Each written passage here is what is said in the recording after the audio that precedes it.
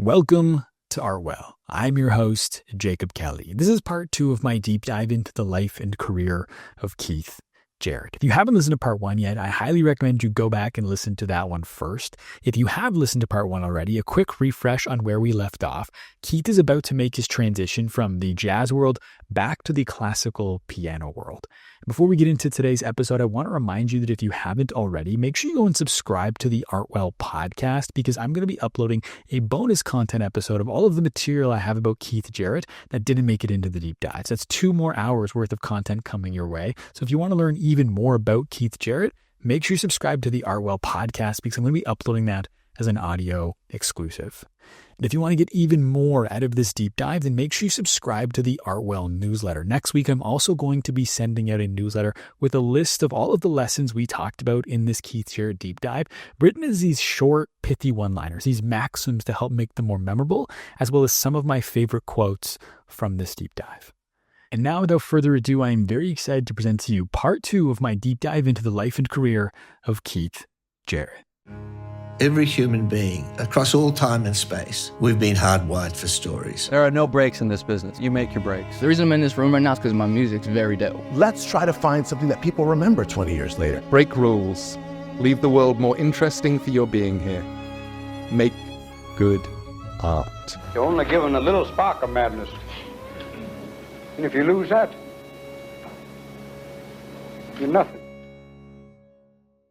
The New York Times reported in 1978 that Keith Jarrett's Cologne concert was approaching worldwide sales of 500,000 2-record sets, which is an astonishing figure in the jazz field, where a sale of 25,000 is satisfactory. So that's 20 times the industry standard. And what you can expect from this level of success is that whenever you have one record or one movie or one book that does really, really well, there's an incremental increase on all of your previous work as well. So the back catalog of Keith Jarrett, you can assume, also started to rise because of the immense success of the Cologne concert record. And so Keith had made artistic contributions, he'd made commercial success, he was a critical success, like he had done so much in this 10 years. You could argue that this period, the end of the 1970s, was the height of Keith Jarrett's success, and he made the decision he was going to step away from all of it to go back and start interpreting classical piano. And the obvious question is like, well, why did he have to step away from that which made him successful in order to do classical interpretation? Like, they're both playing the piano. Like, why couldn't he just do both? And in Keith's opinion, it's because that they are 2 completely different ways of playing the piano, and that you couldn't meld those 2 styles together and do either of them justice, do either of them to the best of your ability. Because jazz music, and this is me kind of interpreting how he explains it, but jazz music is about what you're playing. You know, what are you communicating? Classical interpretation is about how you're playing the instrument and how you are interpreting notes that already exist. Like, people have an expectation of what the music is and they want to see how you play it, versus jazz music is about how you make them feel with the music, what it is that you're playing. And he couldn't bring those 2 things together because it would become confusing. And the reason he chose 1980 to do classical interpretation was because of the success that he'd had. You know, up until that point, like, classical music, especially classical interpretation, does not make the most money. So now at this point, that Keith is at like the height of his success, he's got enough money, he's got his house, he's set. He can use that flexibility in order to start doing classical interpretation, which is something he'd never like fully stopped doing, but he'd never really done it in this way with this level of commitment. And what he said about making the decision to go back was, well, I was doing this music all the time, being classical music. It's just that at a certain stage in my career, I could devote time to it. I didn't need to be gigging, as they say. Time to prepare, in my opinion, is the only correct way. Shut down all the other doors and just open the one you're working on. And there's 2 things in that one quote I kind of want to pull out and talk about. The first one being the fact that the reason he was doing this was because he'd had the success, that he didn't need to be gigging all the time to make money to cover his bills. Like, his album sales were so successful at this point that they could basically fund him to do whatever he wants. And it makes me think of this James Cameron quote where he was talking about George Clooney, and it was how George Clooney took a role in a movie that was people weren't expecting. And James Cameron was saying that the point of success is for you to do different stuff. Like if you have that level of success, you should be trying these things. You've been talking this whole time about comfort and staying in your comfort zone. But the whole purpose of success is to allow you to do that and to give you kind of the air cover to do it. Because really what's been unaddressed in this whole conversation that I've been having with you around comfort and going outside of your comfort zone is once you get to a level of success that Keith Jarrett has or that George Clooney has, you can take risks. And the biggest thing you're truly risking is your ego. And to some extent, your reputation, which depending on your industry, like Hollywood, you're only as hot as your last picture. So I understand there's something that will impact your financial situation. But if you've reached this level, you can take risks and have failures that don't ruin you. And so if you have that level of success, if you have that ability, do things that you want to do, take chances, do different stuff, because that's the purpose of doing all this, is to do what it is that you want to do. Do not become a slave to the work. Don't let the work dictate you. You dictate the work. And there's a caveat in this whole conversation of the fact that, like I've been saying, how when you reach a certain level of success, but you can also do that sort of right now. Because the reason that Keith had to reach a certain level of success with his music before he started doing classical interpretation was because he was reliant on the success of the music to pay his bills. But if you're in a situation right now where you have something else that pays your bills, I understand there's a romanticism around the idea of letting your art be the thing that pays you. And trust me, if the podcast paid me, although the podcast is not necessarily art in my brain, it's more media, but that's a separate conversation, that would be amazing. But if you're like me in a situation where this thing right here does not make money, take the chances with it. Do weird shit with it. You don't have to wait until you're successful to try different things. If you're at a stage now, earlier in your career, you can try different things now until something works. And so if you don't box yourself in, like I have the tendency to do that. Like I get this way of working that I'm like, this is just the way I do things, because that's what people expect. But like when nobody's listening, no one expects anything. So I create these like narratives in my head of like, this is how I do things. This is how things have to be done. But really, like there's not many people watching this, like outside of you, which I appreciate. But like, this is the perfect time to be experimenting and to be trying things. And when you find a thing that works, focus on it, double down on it until you have success to start trying other things again. And so appreciate this moment where you're at, because eventually there's going to be a point where you have to commit to one thing. And I think that's the other thing I wanted to talk about here was the focus aspect of shutting down all the other doors and just opening the one that you're working on. Because I do think that that is important, right? Because if you're doing too many things, you're not going to be able to take one thing fully. And so while I say like I have this way of like, this is the way I do things, one of the ways in which I did that was like doing too many things. Like this podcast is a great example of this. This show, when I started it, was I wanted to be this like season-based show where I pick one artist, I study them, I do some interviews related to that artist, and then write an essay about that artist. And I was also trying to write screenplays on top of all of that. I've been doing the show for almost 2 years now. And a lot of the decisions I have made in life has been like these decisions of like, okay, well, I'll just take this contract work and I'll do this so that I can free up time to work on the podcast to get it to a point where it's full-time. I've been doing this show now for 20 months, we'll say, maybe 21. I am no closer today at going full-time with this show than I was when I started it back in September of 2023. And I think, there's many factors as to why that is, but I think a big reason for it is a lack of focus. What I thought this great idea, this season-based model, ended up becoming this thing that it became difficult to describe what this show was. It was an interview show. It was these deep dives. It was these essays. There was these like season finales, which was like a combination of everything. And there was so much work and so much I was doing that I think I was doing a decent job of it, but like it became too much for me to handle to do a consistent output of one thing. Like you can't point to Artwell right now and say, this is what it is. And so I really have had to have this like long period of self-reflection, which started in January of, okay, how do I strip away all of these things that the podcast is? And the reason I thought this was important, like, again, Keith's talking about you have to shut all these other doors to focus on one thing. I also come back to, I mentioned Alex Hormozy earlier, this business guy who posts like hundreds of times a week on social media. He talks about recently, I saw this clip of his, one of his hundreds of clips from the week, about how any of his biggest failures in business has come from lack of focus, from getting distracted from the mission and trying to do other things. And it's when he doubles down on the one thing that he's trying to do right now that he's able to take it the furthest.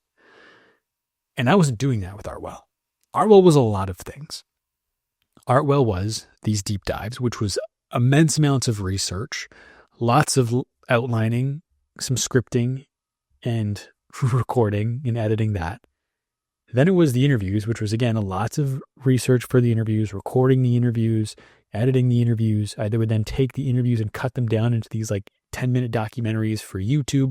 That was a whole other process. And then we get into the essays, and the essays, like I said earlier, already take me weeks to do. And then I film those, I edit those, I put those up on YouTube, I clip those for social media. That like I wasn't getting to do anything on a consistent basis. It's like I would do the deep dive, which would take me weeks, if not months to do. And then I would do the interviews for weeks, if not months at a time. And then I would stop that to write the essays, which takes like weeks at a time. And like I wasn't getting proper feedback loop on anything. I wasn't able to double down on anything. So I had to go through this whole process of like, I need to focus on one thing. And it was a long process. It started with, I started stripping away in January, like stripping away the things I don't want to do, which was like step one. But the realization I had to have recently was like, when you're focusing on things, it's not just eliminating the things you don't want to do. It's having to start eliminating things you want to do for the sake of focus. And so I think right now, the intention is to do the deep dives as the focus. And that is why this deep dive is releasing just over a month after my last one. Maybe even less than that. I don't even know when the Robin Williams bonus content episode came out, because I was like, I'm just doing this right now. Granted, I had like an interview come through, an old booking link I had sent a while ago, so I'm going to do that. But like, I haven't reached out to anybody for the Keith Jarrett season or the Keith Jarrett deep dive for an interview. Like, this is the focus. And the goal now is to try and get like 5 of these up by the end of the year, including this one. My goal was 6 at the beginning of the year. It took me 5 months to do Robin Williams, and I committed to doing the other 5 before the end of the year. And I've proven to myself that that's possible. I've done this entire deep dive at a similar quality, I would say, to the Robin Williams one in a 1/5 of the time, because I focused on it. I focused on the research. I focused on creating this content, and I'm going to get it up in less than a month from starting. Maybe not quite, because I'll schedule it for the future, but like I will have finished it and be working on the next deep dive in under a month. And that is all because of focus. And so you have to shut down all the other doors. And that's the hard part, right? Is coming to terms with the fact of like, I'm sure Keith loved playing jazz music. Actually, I know he loved playing jazz music, and we're going to get to how I know that in a minute. But Keith loved playing jazz music. But in order to make the classical music thing work, he had to shut down all the other doors to just do classical music. Because if he tried to do jazz and classic at the same time, nothing was working. Nothing was going to work. That's like me with Artwell. I was doing all these things to a decent level, but not to a great level. Like none of them were working. The deep dives weren't working. The interviews weren't working. When I say weren't working, I mean like they weren't growing at a rate that was noticeable. I wasn't building a consistent audience. Like I have some interviews, like my interview with T.C. Carson, who voiced the original Kratos in God of War, also voices Mace Windu in Star Wars. That interview's got a few thousand views, but like no one listens to that one and then comes and listens to the other ones. And so I need to build this thing. I need to figure out how to make this one thing work before I start even thinking about adding in other pieces to the puzzle. And so focus is important. Focus is incredibly hard because it's so easy to get distracted in today's world. But you need to pick the one thing. Because what I was trying to do was I was trying to push 4 rocks up a hill. And I would push one up, and I would go back to push the other one, and I'd push that one up, and while I was pushing that one up, the other one would roll right back down. And then I'd finish pushing that one up the hill, and then I'd go to roll the next one, and that second rock would roll right back down the hill. And so there was actually no progress being made. And so I had to come to terms with that. I had to figure out what the focus was going to be, and that is the advice I'm passing off to you now. That is what Keith Jarrett did when he made the decision to enter into classical music. Or return to classical music, was he had to commit to it fully. He had to focus. And I think what's interesting about this notion of focus for Keith is it was all in this pursuit of mastery of the piano. Keith didn't stop playing jazz music to go try and master guitar. He picked his medium and he was exploring other ways of using that medium, but he wasn't going to, it was like kind of like a rising tide lifts all ships, where classical music and jazz piano don't necessarily work at the same time, but they will give him, like his jazz playing will allow him to play classical music in a certain way. And the technique he's learning doing classical music is going to benefit him in some of the stuff he does with jazz music. He can't do them at the same time, but that doesn't mean that the skill sets aren't going to be complementary to each other and make him better as a piano player across the board. And so this mastery of the piano was interesting, where it's like he's focusing on something new, but it's still making him better at his core thing. And that also is part of focus, right? Like even though he's specifying his focus down to the way in which he plays the piano, he's not broadening his scope in terms of focus and mastery outside of that. I think that's another problem, right? Where it's like the podcast, maybe I'm trying to write screenplays, maybe I'm trying to become really good, maybe I want to learn to play the piano. It's like I'm not going to be able to bounce from one area to the other and achieve mastery in any of them. It's like it all has to be, if you're going to commit to something else, commit to it within the medium you're already good at. And so how Keith explains it is, it seems like mastery is being lost in the world and in art right now. The only way you can actually master something or hope to master it is if it sticks around, it doesn't change technologically. So he's going to talk about electric instruments in here, which kind of rings true, but there's some other points I want to talk about at the end. When I think of the pianists who went electronic or electric long enough and then thought, hey, I can go back to that, they call it back. I would call it forward. Now it's called acoustic piano. That's the mistake. Like stand-up bass. The chance for mastery only happens if your instrument does not change. If you change along with technological changes that occur, I haven't seen anybody successfully go back. I haven't seen them go to the piano after a certain amount of time away or after their consciousness is not with the piano and work on it again and start from where they stopped. They're actually starting from some other alien place. They don't know what touches anymore if they ever did, but all those things are going to disappear fast if they don't consider them utmost in their mind. And when people master things like, let's say the Murano glass people outside of Venice, which is a type of like glass blowing in Italy, those are generations of people who, 5 generations, they're still working on their glass. Luckily, the glass didn't morph and you didn't have electronic glass. And so I think the main idea here is, while it's not necessarily about technological advancements, it's using the one thing you are good at and experimenting within it. So for podcasting, for example, like if we go back to the show, I was trying to do these like long written pieces for the podcast. I was doing these long riffs, these deep dives, and these interviews. I can't do all 3 of those and get really good at the same time. And while interviews I've committed the longest time to, this is getting a little bit into the strategic nature of the podcast, I don't think the interviews are going to differentiate me enough for the long-term success of the show right now, which is why I picked these deep dives. Because I think there's a space here for me to play within that not a lot of people are, especially in this art space, which is why I'm doing it in this way. But I think that, and the fear that I had with this was, well, if I stop interviewing, which is a skill set that I've developed over the last 6 years, and I think I've gotten pretty good at it, if I step away to do these deep dives, if I come back to interviewing more seriously in a few years, am I going to be worse? Am I going to be starting from scratch? And I think there's going to be a level of rush, obviously, that will have to be shaken off. But I think that I'm going to be developing a skill set to be on a mic and develop interesting ideas worth interviewing people about that is going to contribute to the podcast or to the interviewing. Versus if I went and played guitar, that doesn't transfer back here. That skill doesn't really translate in the same way. And so I think that is what Keith is getting at here with his classical piano. It's like, yes, he's no longer doing jazz seriously at this point in time. He's still playing piano, and that is going to transfer back when he does go back over to jazz. In his classical period, his serious classical period was from 1980 to 1985. He would still do classical piano a little bit after that every once in a while, but his true commitment and focus was that 5-year period. And the reason that it stopped was because Keith had a nervous breakdown. And it was right after his 40th birthday, which probably contributed to it in some way, shape, or form.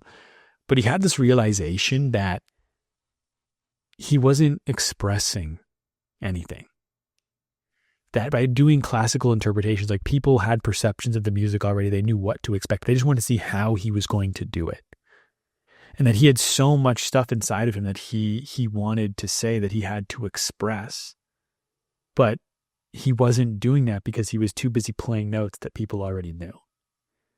And so it was this realization that this period of his life was passing him by when he wasn't actually saying anything or putting anything new into the world, that he had this nervous breakdown. And you can even see like how he approaches the two mediums or the two versions of piano differently, in how I talked about earlier, how he doesn't, when he plays jazz, he's like up and moving around and like something is like he's channeling through him. Versus when he plays classical piano, he sits at the keyboard and just plays the piano like you would expect someone to play it, because there's nothing channeling through him. He's not trying to express anything. He's just playing the piano. He's playing the notes that everyone knows already.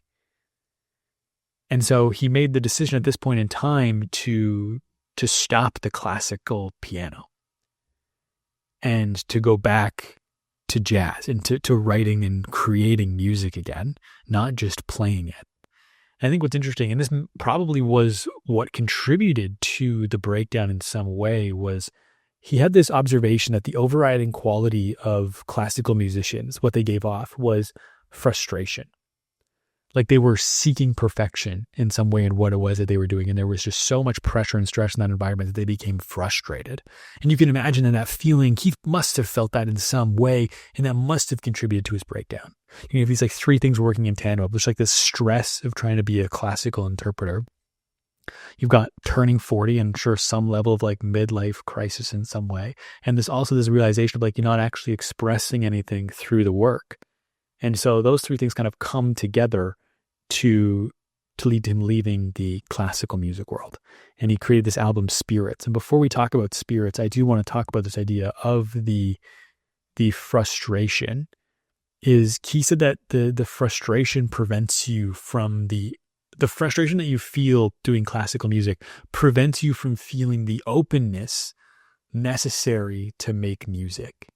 And I think that that's a really important observation, because I think frustration in the creative process is different from, I think there's different kinds of frustration here. And I think more than, I think this frustration is a byproduct of pressure or expectation. And I think there's a different kind of pressure when you hit a snag in the creative process. Like when you come up against writer's block, that's frustrating, but I think it's frustrating in a different way. I think this frustration comes from expectations and pressure of the quality of which you expect from a classical musician, which Keith was able to do. Like Keith by no means was bad at this. He has some highly regarded interpretations of classical music, but it still weighs on you. And I think that this frustration of pressure and expectation blocks creativity. And I see this with my writing. Like I think when I'm writing these essays, the one essay I just did, spent 3 weeks working on, which in this context of focus for the podcast, it might even be more than 3 weeks now and think about it. But I was writing that essay before, so I had to finish this essay before I could focus. But anyways, I felt this took so long because I was adding pressure to try and get this done quickly, partially because of the focus. And then when things weren't getting done quickly, I was becoming frustrated, and I felt like I wasn't able to really get into a state of flow because I'd write a paragraph and then just because I didn't have the immediate next paragraph, I'd become frustrated that it was taking so long, and that frustration was blocking the process. And that frustration was born out of these expectations of doing the work quickly, which was not a feeling that was beneficial to the work, right? Like I think frustration from the work itself is a good thing. Frustration from expectations is not conducive to creativity. And that's part of the reason why Keith left the classical music world. And I felt that very much myself. So if you can find in your own process, I think that's an interesting way to, it's an interesting thought process to run through when you're experiencing blocks in the process. Is that because of the expectations you've put upon yourself and maybe others have put upon you? Or is that coming from an actual block in your creative process? But Keith's reaction to all of this was to create this album, Spirits. And Spirits was an album he made in his home where he plays more than 12 instruments. himself. Like it's entirely himself. He's like overdubbing on the same 2 tapes. And one of the instruments he plays, which is a strong component of the album, is the Pakistani flute. And Keith didn't know how to play the Pakistani flute, despite the fact that it was a major component to the album. And when I say he didn't know how to play the Pakistani flute, like Keith Jarrett has a level of musical ability that he can play pretty much any instrument, but he didn't necessarily have like an expert level of the Pakistani flute. He didn't have a ton of experience playing it. But to him, that was actually a huge benefit when making the album. Because he said when your intent is pure enough, you can do what you intend despite your technical limitations. And he describes it kind of like when somebody who has English as a second language, the way he said it is they don't have enough words in their vocabulary to be able to say anything that confuses you. Like they are so clear in how they communicate because they have no other option, because these are the words they have. And this is how they're going to speak to you directly. And they don't have any, they're not going to be able to they don't have the ability to soften their language because they don't have the words to do so. And he's saying it's almost like the similar thing here with him in the Pakistani flute, is that he didn't know enough, as he was able to communicate the emotions and feelings he had so purely through the instrument because that's all he was able to do. He wasn't able to do any more. He was able to get to like that base level of what he needed to do to communicate, and he couldn't do anything else. It was only ever about the emotion. And his quote of like, if your intention is pure enough, you can do what you intend despite your technical limitations, reminds me of this Quentin Tarantino quote, which used to be in the intro of Artwell, actually, when I first started. And he said, if you truly love it or something, like if you truly love it and want to make a good movie, like you can't help but make a good movie. Which like, that is what you are there to do. If your intentions are pure, if you're not putting pressure on yourself from outside sources, if there's no expectation, if you're just there for the thing itself and to do as good as you can be, you're going to get to a level that is good. And that's what Keith did with Spirits. And this limitation of his on the Pakistani flute ended up being a strength. And I think that it's something we often overlook, is that these things that are weak, I think weaknesses is the wrong word, but you could use it in this context if you want. Limitations are actually our biggest strengths. Like an example I often come back to is the YouTuber Mr. Beast, which I'm sure most of you know. He's the biggest YouTuber in the world.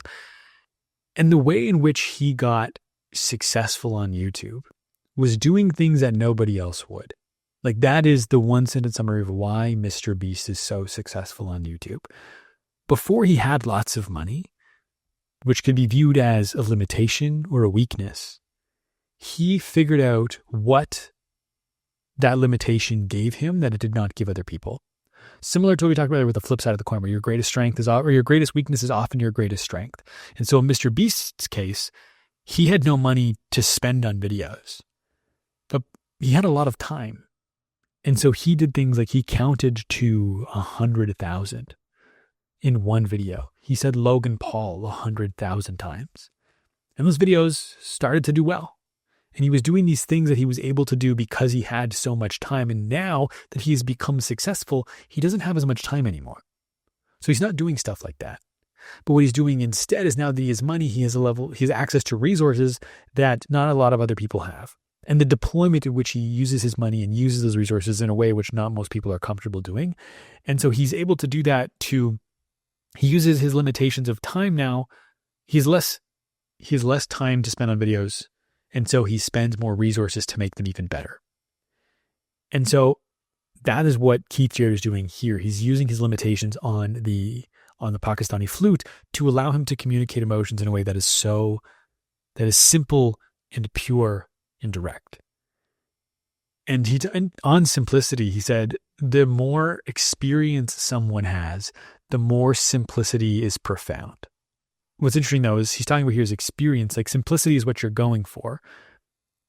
And I think he's able to identify that. Like if I have this like base level understanding of the Pakistani flute, I can be simple with it. And that is what's profound.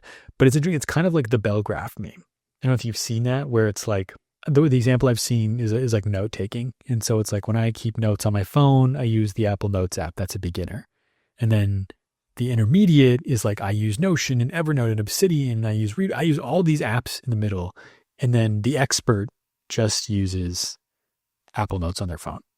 And so what the bell curve meme is saying is like you start at this one place that you think is too simple. And so you go through all this complexity in the middle to try and become as good as you can be, only to realize that the most effective way is to do it in the simple way that you started with in the beginning.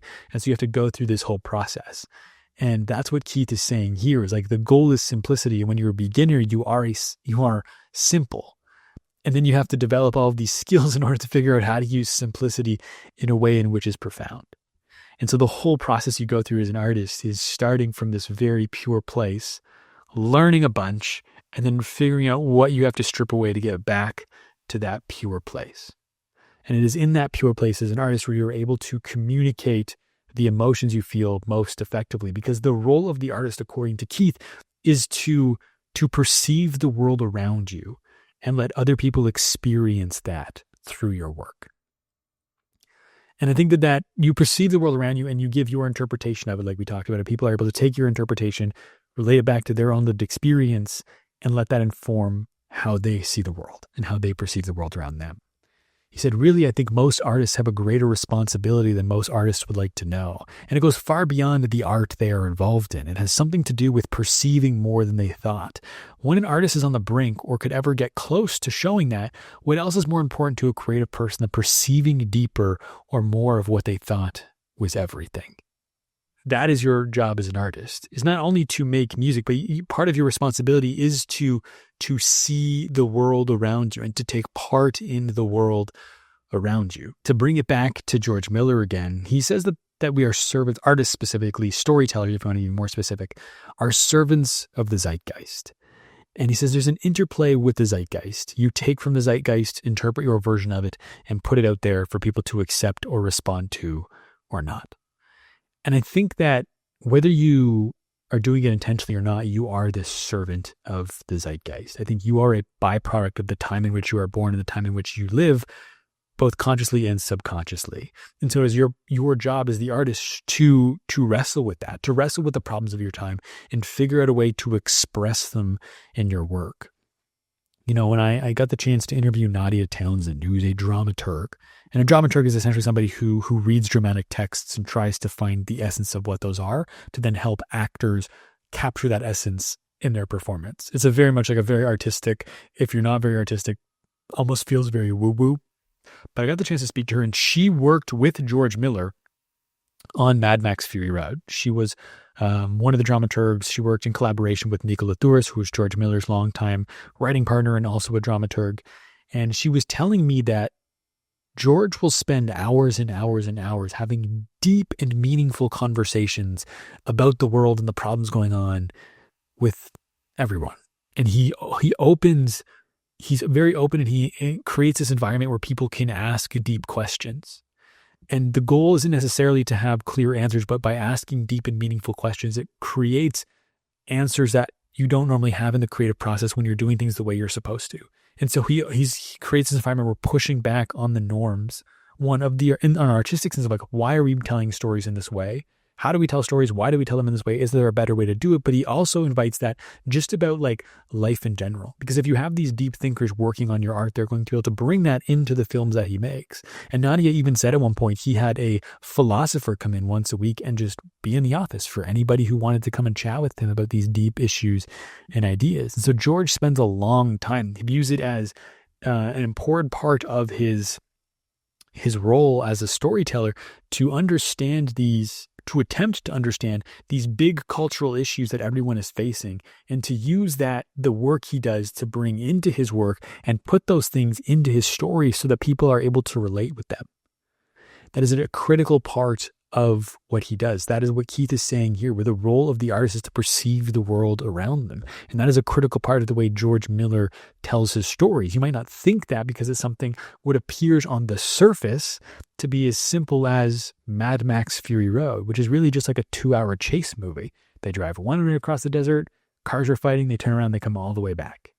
But George is very intentional about every single little decision that he makes in there. He's like on the bell graph, is the bell chart as well, where the simple side is like tell a simple story. You do all this complex stuff to tell a simple story. But I think when you get to the far side of that bell graph where it's a simple story, we look at George Miller as the example, there's a lot of complex stuff happening underneath it in order to make it look simple. And I think in the beginning, you're simple from a pure place. And then when you get to the end, you're simple from a complex place, where you're able to take all of these things, all these complex ideas, and put in the effort to make it simple. Because I think once you have all of the knowledge in the middle of the intermediate, you have to go through this paring away process in order to get back to simplicity. And that requires effort that not everyone is willing to do. And it takes the master to be able to have the effort and the skill in order to do that effectively. And George Miller does that. What appears on the surface to be this very simple chase movie actually has a lot of commentary and things going on under the surface that was very intentionally put there for those willing to seek it out, but not obtrusive to anybody from enjoying the film as a simple film on the surface. And this idea of wrestling with perceiving the world around you and wrestling with the zeitgeist and being a servant of the zeitgeist is not an easy thing to do, and something you should take seriously, right? Because I think as an artist, you have the ability to change the world, because you can change how one person sees the world after they interact with your art. And if you change how one person sees the world, they're going to then change how they act in their small corner of the world, which is going to change the experience of everyone else around them. And then if they are a strong enough person where they're starting to change the people around them, those people are then changing the people around them. And you've created this ripple effect by just changing the perception of one person. So your art has the power to change lives. It has the power to change the world. And that is something that you should take seriously. In Keith's experience, he said, when you get a letter from two people in Beirut saying your music kept them alive through the war there, or you get a phone call from a Swiss painter to say, I saved his life, myself in Bach, that is. These are not things to take lightly. It's a serious job, and the world doesn't understand it because they've seen entertainers so often that think musicians are entertainers, but they're not. And that opens a door to a whole other conversation around this difference between artist and entertainer, because I think that line can be blurred really easily. But I do think that the core point here is that being an artist is a very serious job that you should take seriously. And being a great artist is a whole other thing. You know, we've talked about focus a lot in this. And focus, to an extreme degree, comes with a price. Like, your pursuit of mastery requires a certain level of focus that has costs. You know, Keith's first marriage fell apart. It impacted his relationship with his first wife, with his children. He ended up spending so much time, you know, when he's either gone because he's on the road, and when he's at home, he's working all the time. His health started to decline. You know, we talked about his back issues at the Colin concert. He had issues with his arms, his shoulders, his hands. He eventually got chronic fatigue syndrome. And I believe this is very much speculative, but I believe chronic fatigue syndrome, again, this is coming from somebody with no medical knowledge whatsoever, and this is purely anecdotal and speculative, but I believe chronic fatigue syndrome is the byproduct of people who overwork. There's 3 people that I know who have CFS. The first one was my grandmother. She had chronic fatigue syndrome before I was born and had it until she passed away. And when she developed CFS was when she was a full-time teacher, a full-time, I guess you could say, homemaker, and also going back to school for her master's. Like, she was doing all 3 of those things at the same time, which is insane. The other person who I know that had CFS is Howard Bloom, who's been on this podcast twice. He was a publicist in the music industry. He was Michael Jackson, Prince, Bob Marley's publicist. And he developed CFS as he left the music industry when he was at his absolute busiest, working like a maniac. If you talk to him about that period of his life, he was working like crazy. Keith Jarrett was somebody who was nonstop working, touring all the time, doing solo music, work with his trio. You know, he was doing a lot, and then he developed CFS. And so you could argue that Keith's focus and maniacal commitment to the piano led to him developing this horrendous disease. And amongst many other health problems, problems with his hands, with his back. And despite all of that, this quote I'm about to read you is from 2009. Okay, so this is near the end-ish of Keith Jarrett's career. And this just shows that the fact, he's already accomplished so much. There have been all of these costs that have come with what he has accomplished. And so his brother asks him, Keith, you're so hard on yourself. Now that you're free, why don't you just get a villa in France or something and just be aware of how much you've changed the history of piano and the hundreds of thousands of people you've touched?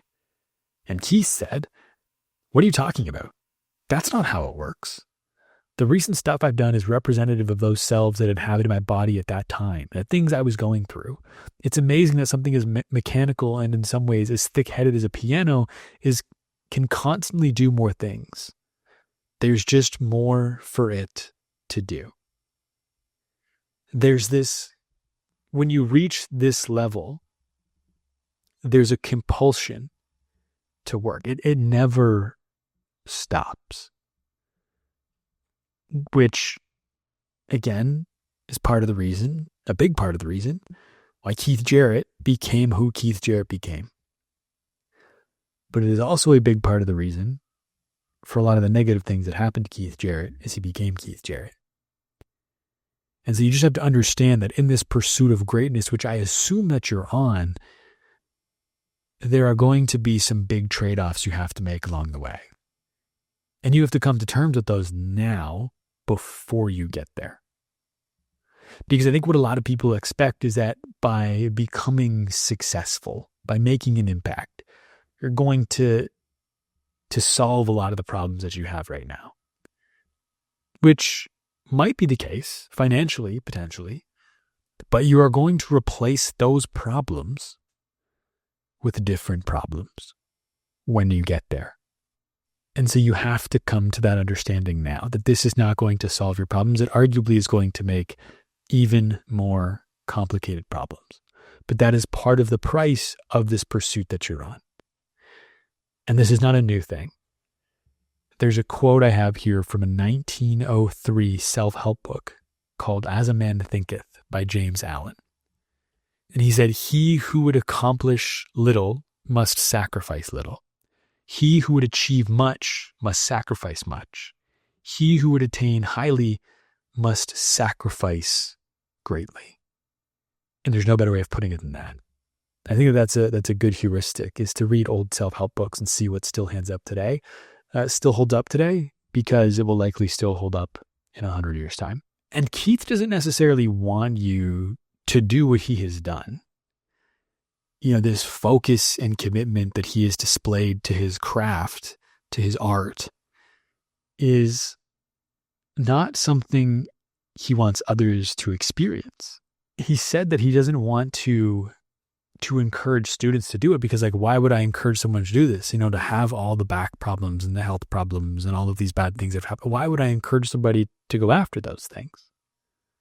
Which is such an interesting response, because whenever we think of the pursuit of greatness, we don't often think of all of the bad things that come along with it. And I guess this quote specifically where he's talking about it is more so encouraging people to try to play like him, because how he played, which is part of his greatness, led to all of these issues. And when asked if there was a way in which somebody can practice this level of focus that he displays, he said no. It's a mercilessness that they need to consider. Being nice to yourself isn't the way to go about it. Everything about it isn't healthy. It is some dark and deep work that has to be done. And the lighter and the more technologically convenient our world gets, the less there are going to be people who even know that there's anything like that. They'll just say, gee, he was awfully talented, instead of saying, I wonder what work he had to do to get there. There's two lines I want to pull out of that quote. The first one is, it's a mercilessness that they need to consider. Being nice to yourself isn't the way to go about it. I Googled the definition for mercy, and this is according to the Oxford languages. Mercy is compassion or forgiveness shown towards someone whom it is within one's power to punish or harm. So the opposite of, so mercilessness then would be not showing compassion or forgiveness. And so mercilessness in this context means you have no mercy for yourself. You do not give yourself a pass. You do not take into consideration how you are feeling. The work must get done. You are prioritizing the art over yourself. And that is what is required to reach this level of mastery, to prioritize the work above yourself. The other quote I want to pull out is, the lighter and the more technologically convenient our world gets, the less there are going to be people who even know that there's anything like that. Anything like this level of mastery, the mercilessness required and commitment required to achieve it. This quote is from 1997. I don't think it could be more spot on. I think that in a social media world, we don't get the context. We just see the highlight reel. And this constant showing us of the highlight reel makes us, like, all we're seeing is the montage from the movie, right? Like the training montage that shows like 2 months, like in Rocky, like his however many long weeks or months preparation shown to us in 60 seconds. And we attribute the level of commitment required to train for 2 months to just 60 seconds of effort. We're doing that with social media now. And I also think too, there's this inflation of success of like,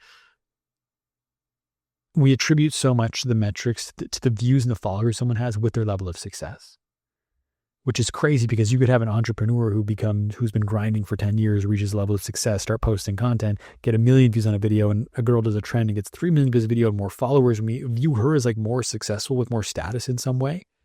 And so this second part of the quote I think is incredibly spot on, is we're losing this ability to, we don't even know there's anything like that. Also too, because the reverse, disregarding the idea of the entrepreneur and the trend person, but like the idea of we can achieve success quickly because of social media. Like you can post a video, go viral, and have a ton of followers and consider yourself successful so quickly. And I think that that's actually a downside. When you achieve success too fast, it makes you no longer not interested in mastery. But I think of it in this way, where it's like right now in this setting where it's like I don't have a lot of people listening. My option is to either become so good they can't ignore me, or like play the social media game and follow trends and do that. And I think the option I'm choosing is to become hopefully so good I can't be ignored. But it's far more alluring to like want to play the social media game and get a ton of views and a lot of validation that way. But in order to do anything lasting, I believe you need to have that level of mercilessness with yourself, with the art, and to prioritize the art over yourself. And so while it sucks to like be doing this into the void sometimes, the intention is to get so good when no one is watching that when they start doing, it's worth their while. And Keith Jarrett was so committed to his art that he tried to live it. And this is moving away from the classical music piece more so to the improvisational stuff. But he tried to live improvisationally. I came to realize recently that I can't let go of the essence of what's happening to me moment to moment just for the sake of etiquette. That means I'm as committed to spontaneity now as I would be playing the piano on stage. Spontaneity tells me what should be happening at this exact second. So if your questions don't fit into that, it's an impossible subject to deal with. In a way, the concerts preserve my life outside of the music and vice versa. And if I let either of them down, I'm sinning. This quote taught me or articulated something about Salvador Dali that I've been trying to articulate or put into words since the first deep dive on this show. Salvador Dali was a surrealist painter. And basically the takeaway in the deep dive with Salvador was like, he's trying to live like a surrealist life. Like he is turning his life into a constant art form, essentially. And in his biography, what he said was, his autobiography, which is not really an autobiography, it's very much untruthful, but that's besides the point. He said, as soon as possible, I wanted to make myself look unusual, to compose a masterpiece with my head. So every single part of Salvador Dali's life was meant to be surrealistic. And this quote of Keith Jarrett's where he's talking about how his life has to feed the art the same way his art feeds his life, just articulated that in a way that Salvador Dali was never quite able to do, because Salvador Dali wasn't that open with his process like in this way Keith Jarrett was. Salvador Dali tried to keep his process, I think, surrealistic as well. So he's never clear in his articulation of it. But I think Keith Jarrett does a much better job here, whereas your life has to feed your work in such a way that your work is also feeding your life in order for you to bring the essence of your work into your work when it comes time to do it. And so you want your art to be reflected in all aspects of your life, in what you do, what you wear, your surroundings. I understand if you're watching on video, the white walls behind me do not necessarily scream creativity, but interior design requires finances. And so that'll come eventually. But that is what Keith Jarrett is saying here and what Dali was saying in an obscure way, is that you want the essence of your art to always be with you, so that when you come back to your art, the essence is innate within you and you can pick back up where you left off even when your time away. So your time away from your art should be feeding the creation of your art as well. And while all of this is entirely true, a contradiction to everything we've been talking about, this level of focus and living your art, you also need to live your life. You need a life beyond your art. Because according to Keith, music does not come from music. It is the result of a process that the musician goes through. And so it is your responsibility as an artist. If your responsibility is to have an interplay with the zeitgeist, you therefore need to be a part of the zeitgeist. You don't want to be someone who is only making your art. You don't want to sit in a room all day working on your art to the point where you have nothing else to express other than the making of the art. You don't want to be a stand-up comedian who goes on the road and only tells jokes about being a stand-up comedian on the road. You become unrelatable when you become too into your art. So it is your responsibility to develop and grow as a human being so that you have things to put back into your work. Keith thinks books and philosophy are just as important to making music as making music, if not more so. And so it is your responsibility to have a life, to have things to express. And this is a fault that I have fallen into, this like hustle culture mentality, like work. If all you do is work, you're going to have nothing. You're not going to be an interesting individual. You're going to be so one-dimensional that you're not going to have anything to express in your work. And that is going to make your work, therefore, uninteresting. So while it feels wrong, time away from your art actually makes it better. And your time away does not necessarily have to be you just lounging around doing nothing. Keith had this interesting quote where he talks about how he was reading this like math and computer book, like this, like we'll say this like coding book from the 1980s. It was over 1,200 pages long. It was dense. And he said he made himself read all of it. It was a challenge that he felt was important. And if he challenges himself with the music, he should challenge himself outside of the music as well. And so I think that how you do anything is how you do everything. And so if you have this high level of commitment to your work, you should also bring that, maybe not quite the same, but you should bring a high level of commitment to the other things that you do. And so you need a life outside of your music to have things to reflect into your music or into your art.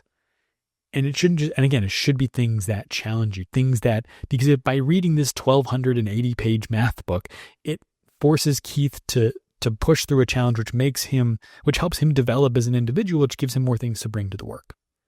And so he said, if you hear something and it changes you, it's because what you heard was someone who became an innovator, and they became an innovator by hard work on themselves, not so much work on the instrument.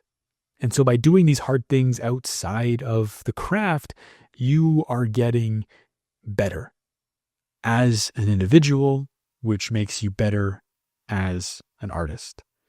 And so when it comes to his period as a classical interpreter, well, there might be some little things that he was able to translate skill-wise, like maybe his technique changed in a way that was better for his jazz performances. What you could really say is that by going through that 5-year intense classical period, it forced Keith to not only stretch as a musician, but to stretch as an individual and to challenge himself in a new way.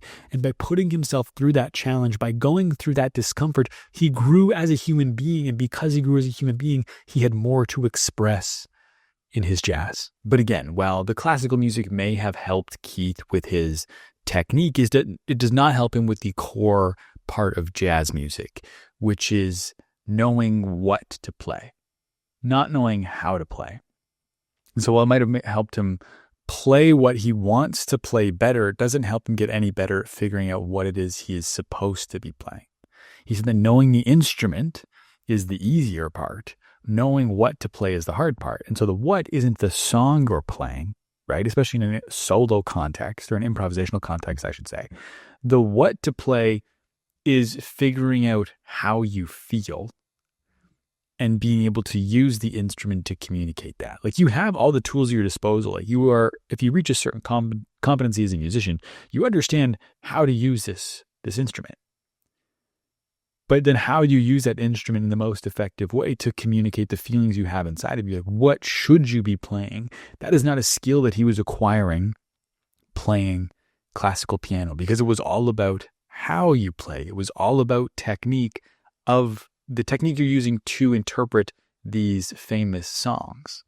And so there's this distinction that Keith talks about of information versus knowledge. He says there's too much information, and information can't lead to knowledge. It bothers me that people are trying to emulate other people. Maybe I can clarify that, because I've never said that phrase before. And I want to jump in here quickly and make a clarification. When he says emulate other people, he's not necessarily referring to classical interpretation. He's more so talking about like all these saxophone players that are trying to emulate Coltrane, or piano players who are trying to play like Keith Jarrett. Like, that's not the purpose of jazz music, to sound like someone else. You're supposed to sound like yourself. You're supposed to be unique, again, which is a bit of a contradiction to find your voice and then forget about it. But that is what he's talking about here when he's saying emulating other people. He's not specifically referring to classical. He's more so referring to jazz. You can get information about chords, you can get information about melodies, you can read scores and get information from that. But as Lester Young asked a young player, where is your story? That's what I mean by knowledge. It would be a self-knowledge in that case, right? Instead of playing your sax, you're expressing who you are at that moment as well as you can as a musician. To do that, any amount of information is still not going to make that happen. So knowledge, or I guess information, is the information you have about your instrument. It's knowing how to do something. Knowledge is figuring out what it is that you need to express. And I think that's the thing with this show, right? Is that a lot of knowledge. Like, I'm not necessarily telling you how to play your instrument. The goal of the show is to give you the information to allow yourself to approach your craft in a different way. Like, I want to try and help, obviously give you some information, but I also want you to be acquiring not necessarily knowledge, but the tools to acquire the knowledge and bring it into your own art. But part of the problem with that, with like this seeking out of information and trying to sound like other musicians, is we kind of become, as Keith puts it, addicted to the past. He's talked consistently throughout his career about his frustration with people trying to emulate other people. And there's a specific, I believe, trumpet player that he started to take a lot of issue with, like through the 1980s and beyond, who was trying to bring back the past. And Keith was like staunchly against that. He said, that is not how we're going to get better as musicians, by always trying to bring back the past. I think you learn from it, you study from it, and you grow from it. You're not trying to recreate it. He had frustrations with the level of popularity that the Colm concert got once. And he even said that we also have to learn to forget music. And then otherwise we become addicted to the past. And this kind of ties into the idea of information versus knowledge, because information tells you what has happened. This is what happened in the past. Knowledge helps you understand what to do next, or what is happening in the moment. And so that is kind of how I look at those two things. And I know, like, he's talking about self-knowledge, which is like what you know about yourself. But I also like this idea of knowledge is going to help you not become reliant on the past, because information is entirely set in what has come before. And so for Keith, he has this, his call is like to forget about music, and when he says forget about music, what he means is like, don't always be referencing it in what you're making. Like, don't be afraid to, how I like to put it is, you want to study the past not so you can retrace the steps of those who came before, but rather so you can pick up the torch and keep going on the path where they finished off.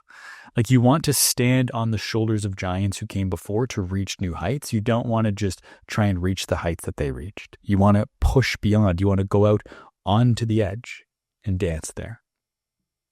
And so how Keith puts it is, if you're not falling in love with the past, you're not addicted to the past, and you don't want to fall in love with the music, because when you fall in love with the music is when you can have these tendencies to want to stay there, right? Because you become addicted to it. You're in love with it. Instead, what he said is music should be about the spirit of the individual. That's what you want to seek out when listening. He said, I think we've talked about music does not influence music, but he says it again here. Music doesn't influence music. Spirit influences music. I have been influenced by the spirit of people who are composers who wrote music through which I could hear their spirit. And that made me realize that they knew what they were doing, because otherwise they would write music that didn't communicate anything. And in a later interview, he describes spirit. Like, when he's talking about spirit, what he's saying there is, and I believe this, I think this is a bit of an interpretation on my behalf, but what I believe he's saying when it comes to spirit is what must have been their inspiration to make those sounds. Like, that's his quote. What must have been their inspiration to make those sounds, and not the sounds themselves, right? And so that's where you're becoming addicted, or you're falling in love with the spirit. Like, why is this person making this music? What were they trying to do with this art form? How can I get a sense of what they were trying to do and then push that even further? It's not about replication of what somebody did. It's about capturing the essence of what they were trying to achieve, what they were trying to convey, not how they were conveying it. So if you're trying to communicate these ideas of love, you're not going to be able to do that by simply playing the notes of a love song. Like, for you to communicate your own feelings, you can't do that by trying to recreate the feelings of somebody else. You have to figure out, you need to have the self-knowledge to understand how you feel and how to communicate that with this instrument that you've learned to play, with the information that you have. And again, you don't want to fall in love with the past. You want to pick up where they left off and keep going. Go and chart the path that is unknown. Because and it becomes easy to, the hard thing is, we've talked about comfort this entire time. It's easier to stay in the past where you know how to do something. So Keith said, so now I started to think a musician can trust the notes that come out, or he can trust, or, this is important, so this is one or the other, he can trust the notes that come out, or he can trust the feelings that go into the notes that come out.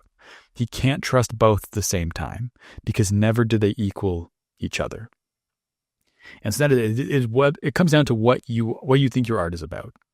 Is it about the art of it, or the craft? And the craft to me is like the skill set in which you approach the thing. The art is the emotion or feeling you are putting into the thing. You know, when I was doing a lot of interviews, especially for the George Miller season of this show, I think I did 10 interviews. And one of those interviews was this guy named John Cawley. John Cawley is a screenwriter.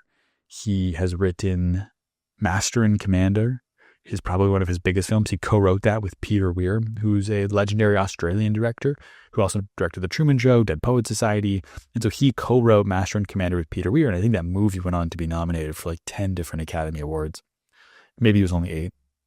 But he's also written Monkey Man, Hotel Mumbai. He technically wrote the treatment for Furiosa, the Mad Max prequel, Mad Max Fury Road prequel movie. He wrote the first script of Mad Max Fury Road, because when they wrote Mad Max Fury Road, it was just storyboards. They wrote like thousands of storyboards and they plastered them around the room that they were in. And so they had John come in and like try to transcribe these storyboards into an actual script. But anyways, John is a talented screenwriter and he's highly respected in the industry. And at the end of every interview, I like to ask the same question, which is, what does it mean to you to do art well? Hence the name of the podcast. And the definition that John gave me is something that has stuck with me ever since. And John thought about it for a minute and he goes, to do art well is to communicate emotion with intentionality. To have a feeling that you are feeling, to put that into your work, to then have people on the other side, once they receive your work, to feel that same thing. And how they interpret those emotions will be different, but the feeling itself, the essence will be felt by both you and the person who receives it. And that is the purpose of art, of doing art well. And so you come to a crossroads then as an artist, is what do you want your approach to be? Or I guess a crossroads, but you can always come back, but you have to choose one thing to focus on, which Keith chose one for the first, we'll say 15-year period of his professional career. Then he chose the other for 5. But do you want to achieve technical mastery, or do you want to achieve emotional mastery? You can't do both of those things at the same time. You have to focus on one, according to Keith. And I think emotional mastery is what is going to create the most resonant art, right? To do art well is to communicate emotion with intentionality. And so I think that is one of the most important things you can do as an artist, because it's easy to focus. I think it becomes easier to focus on the technical mastery side of things because there's like a clear scorecard. Relatively clear scorecard. Like if you're playing a classical song, like you can tell if you played all of the notes perfectly or not. It's very clear. When it comes to emotional mastery, it becomes much more difficult to know if you've communicated the right emotions in the right way to the right depth in your work. It's very much an opaque thing. You don't know for sure. And so it's easier to go on the side of technical mastery. Obviously, mastery of any kind is difficult, but when you're comparing these two things, technical mastery is easier to achieve than emotional mastery. Arguably, you can never achieve emotional mastery, but I think that is the purpose, right? Like to bring it back to George Miller again, George Miller says he could be learning about storytelling and communicating these emotions for the rest of his life, and he has been for his entire life. And he has said there's still so much more to learn. So I think this is one of those infinite games you can play, and I think it is a worthwhile infinite game. And so you want to fall in love with the spirit of the person. What were they trying? The essence of what they were trying to say, not how they were saying it. Another thing too, when it comes to not falling in love with the past, and falling in love and music not coming from music, coming from spirit. Another interesting thing that Keith said, where music comes from, is music, again, does not come from music. Music comes from silence. I'll let him explain. I think people shouldn't listen so much to music, including mine.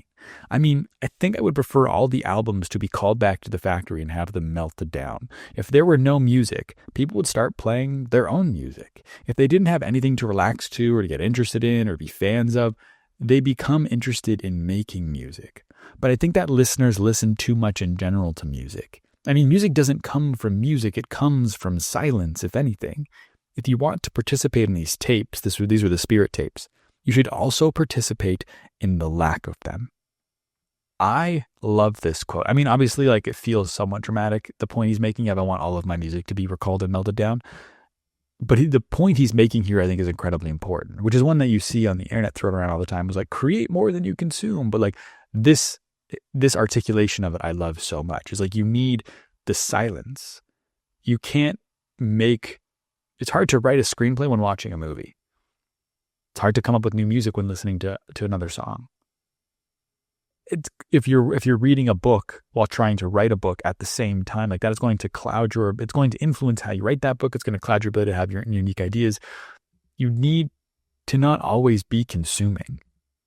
And in today's world, obviously, it's so incredibly easy to always be consuming something. And you need that time, you need that space, you need that silence in order to get clear on what it is you're trying to make, to achieve the focus and concentration required to be great. And you're never going to have that if you're always consuming something, if you're always listening to music. I think there's obviously, again, it's a contradiction, it's a balance. There's so many things here that like do this, but also do this, like study the past, but build off the past, but don't get too addicted to studying the past and take time away from music and all of these things. And it's because there is no like one clear answer and there is no clear way of doing all of this. But this is an important point of the fact that like you need to take time away in order to create. You stop consuming so you can create. Create more than you consume. You know who else falls in love with the past? Obviously, like, it's easy for you as an artist to fall in love with the past and to fall in love with the music. But the audience also falls in love with your past, right? Like they have these certain expectations of you, which is why we've talked about it's so easy to become comfortable once you've figured out what it is that you quote unquote do, what the audience expects of you. But the thing is that the audience knows what they want. The audience knows what they like that you've done. The audience doesn't actually know what they want you to do next.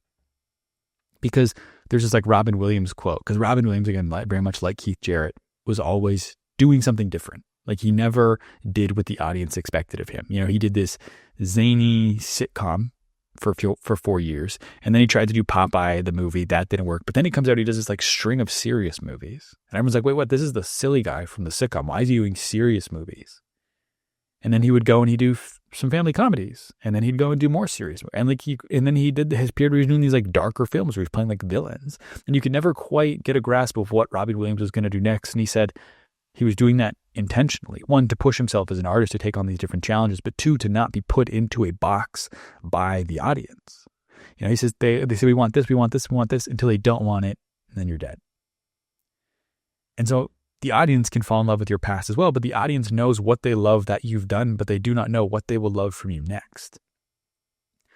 And I want to explain the way Keith put it, because I think there's an important line in here I want to pull out from this. So the audiences are pretty hip when they are sitting in their seats. They're aware of the fact that they don't really want to hear the same thing. Not exactly. And if you give them an encore and it happens to be a song they've heard, they will applaud. But I know that they're there primarily for an experience and not primarily to have nostalgia. And this is specifically him referring to his solo concerts. Like they want to see, again, the reason you're there is to see Keith Jarrett do the high wire act, to do the thing where he might fail, but he pulls it off somehow. Like that is the excitement. That is what they're there for. They want to see him do that thing. But the line at the beginning of that is one thing that I really want to focus on. The audiences are pretty hip when they are sitting in their seats. The audience knows what they want when they are receiving it. They do not know what they want in advance.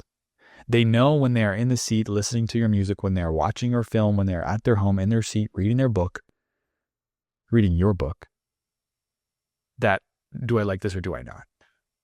But until they are sitting in that seat, they can't actually tell you if they're going to like something. You never actually know how the audience is going to react. The audience is one of the worst people at telling you what to make next because they don't actually know. You have to figure out what to give them. And this is part of the idea. Brings us back to knowledge versus information. Like information can tell you what the audience used to like. It can't necessarily tell you what the audience is going to like next. If it could, we would have no movies that did terribly at the box office because we'd know people would want to see it. But we can't figure that out. You have to have, again, the self-knowledge to know that. I think it comes to, this is a point, I don't know exactly how to make the point I'm trying to say here, but you need the self-knowledge to know what it is that you want to make next. Because I think that if you're just looking at the information, if you're just looking at the data and trying to make stuff off of that, one, you don't necessarily know what the audience is going to react to next. So it can be kind of a fool's errand to do that. Two, if you're just creating things based off of information, your heart, your soul, you're not communicating emotions with that. You're not putting anything into this work. And therefore, if you're not putting anything into this work, if the way to do Artwell is to communicate emotion with intentionality, you're not doing that. And therefore, it will not be resonant with an audience. If the ad doesn't resonate with the audience, it won't perform well. So you have to have the self-knowledge to know what it is you want to communicate and figure out the best way to communicate that in such a way that you think the audience will be receptive to. And so you don't want to fall in love with the past. You don't want to let the audience fall in love with your past either.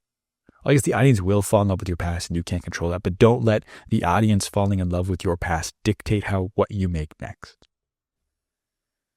All of that being said, you've still got to play the game a little bit, right? Like if you are making art, if you are making music and you are putting it out into the world, you are doing so with the expectation that people will consume it.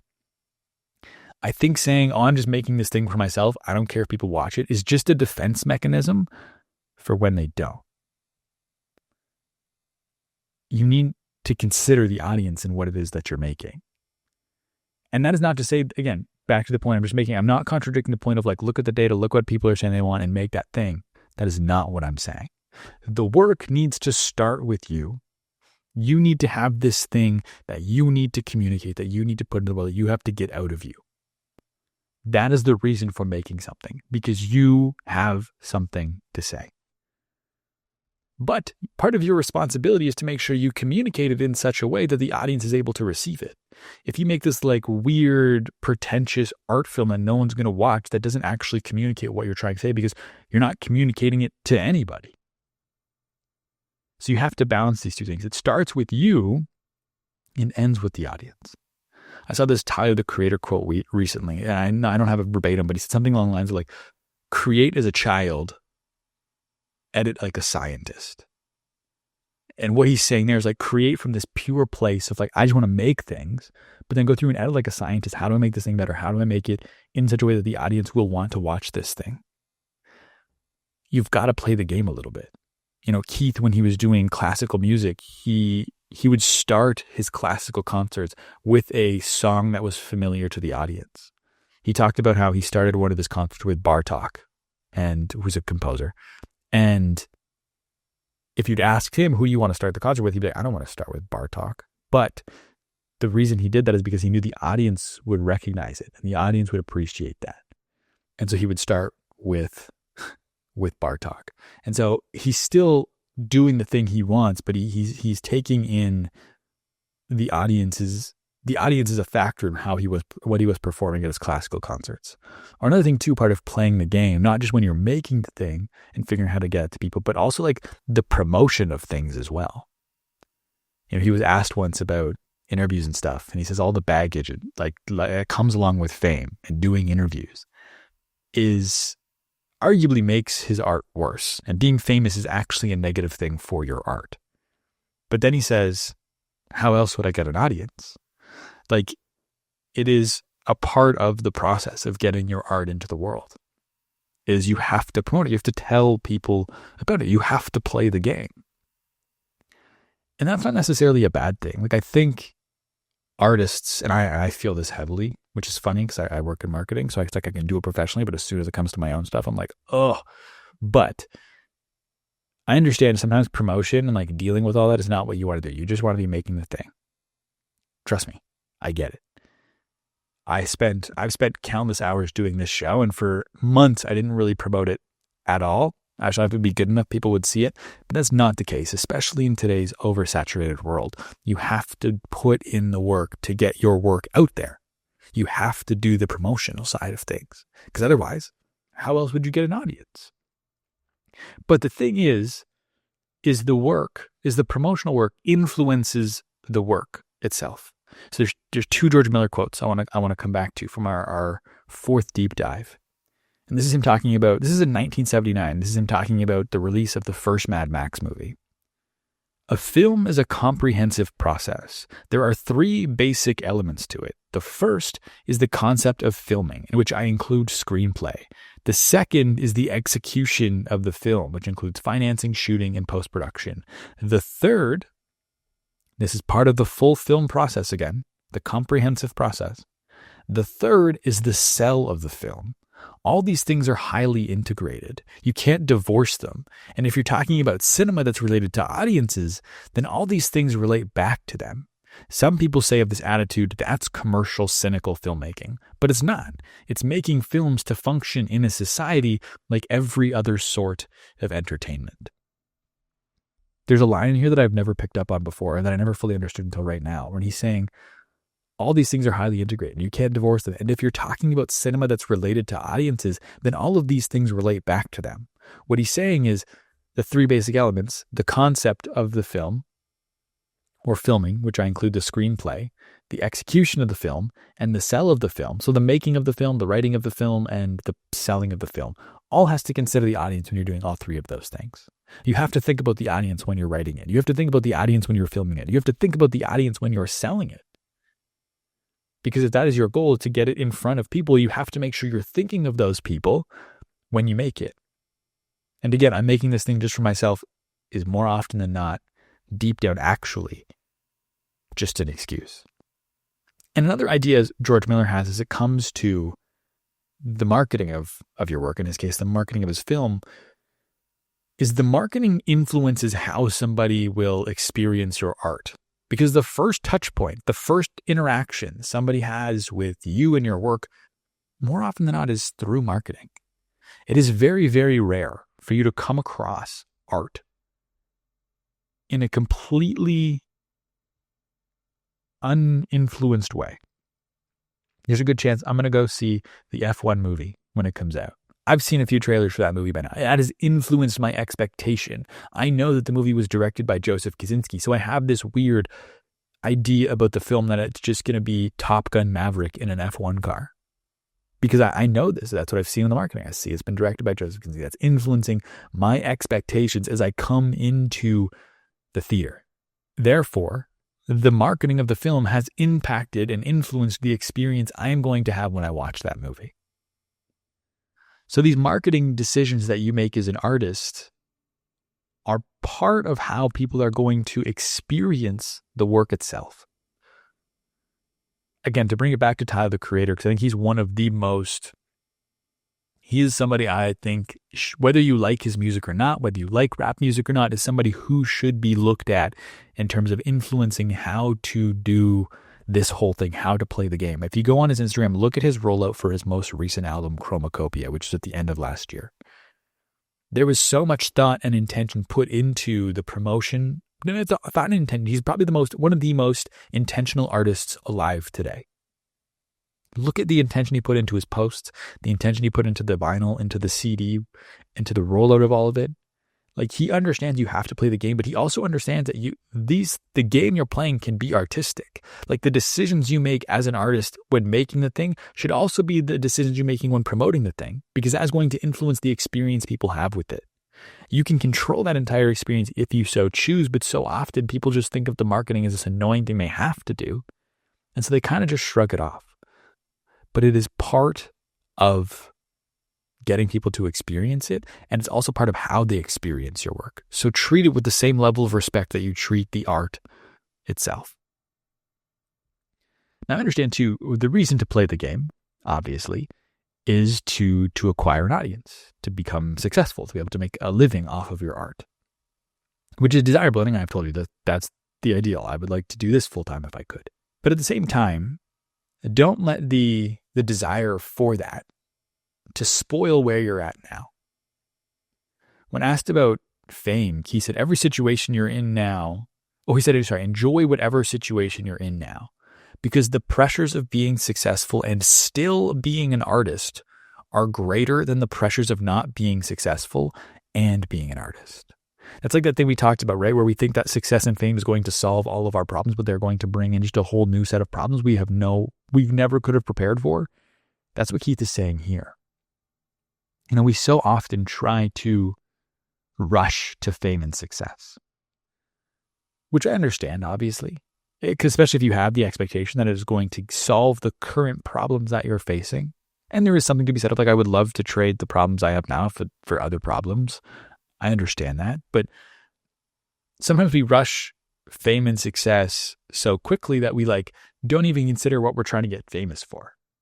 Like, you see people just trying to go viral on TikTok, not even worried about what they're going viral for. They just want to go viral. They just want to have followers.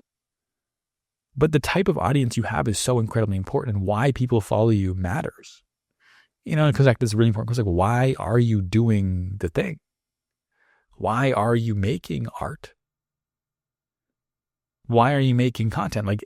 Are you making the thing for the thing itself, or are you making the thing for the outcome?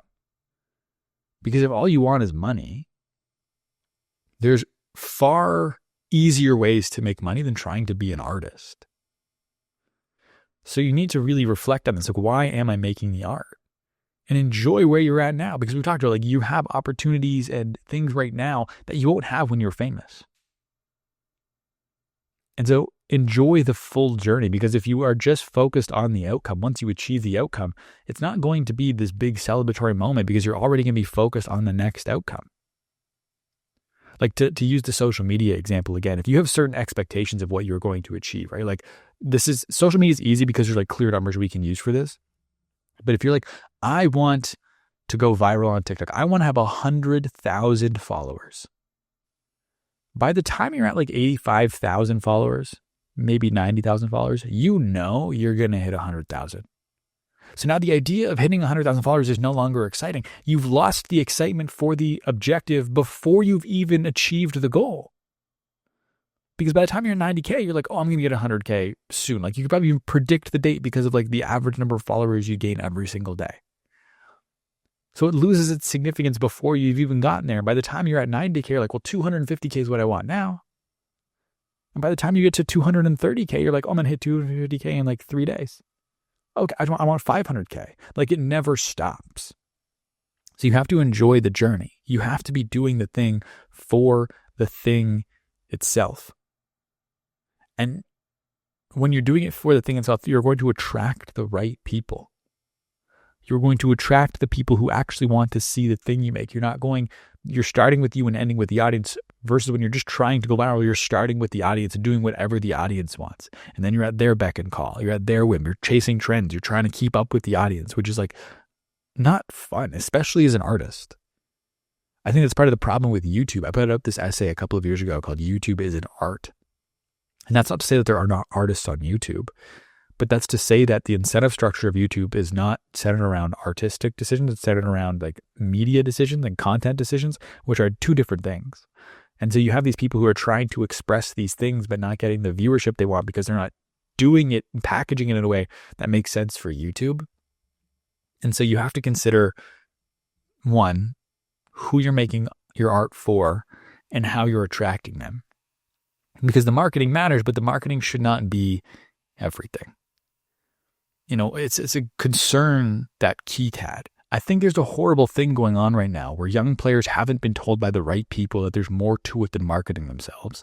They expend all the energy they should be using to find their voice or work on their voice or listen to themselves play. They expend it marketing themselves. They've got to resist this stuff. I was called by Columbia at one point when I was with this little ECM record label. They offered me a giant advance. I said no. It's not just what's getting exposed, but who you're getting exposed to.